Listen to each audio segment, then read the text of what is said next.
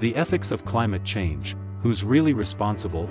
Welcome to our channel. Today, we're diving deep into one of the most critical issues of our time.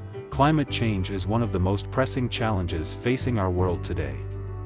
Rising temperatures, extreme weather, and environmental degradation are already impacting millions of lives. But the real question is, who is responsible for the climate crisis we face? Is it governments? Corporations? Or is it all of us? Climate change affects every corner of the globe. From the Arctic's melting ice to the fires in the Amazon rainforest, the consequences are undeniable. But when we talk about responsibility, it's important to ask, who is contributing the most? Industrialized nations? Or developing countries that are facing the harshest effects? Corporations are a major part of the problem. Just 100 companies are responsible for 71% of global emissions. These corporations have known about the risks of climate change for decades, yet many continue to prioritize profit over the planet. Should they bear the majority of the responsibility for climate action? Or are they simply responding to consumer demand? Governments play a key role in addressing climate change through policy and regulation. However, some argue that they aren't doing enough. Despite international agreements like the Paris Accord, many countries still fall short in reducing emissions. Should governments enforce stricter regulations?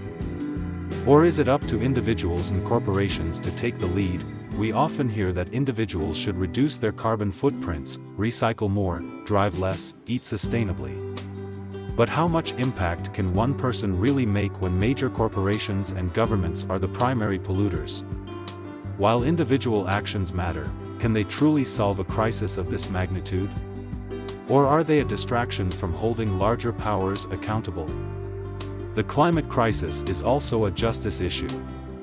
Those who have contributed the least to climate change are often the ones who suffer the most. Low-income communities, indigenous populations, and small island nations are disproportionately impacted. How do we ensure that the burden of climate change is fairly distributed?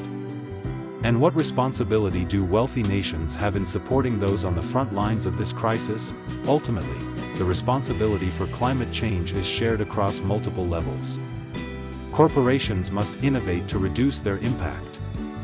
Governments must regulate and lead with bold policy. Individuals must push for change and adjust their own lifestyles. And wealthy nations must support vulnerable communities. The question is, will we act in time? We all have a role to play.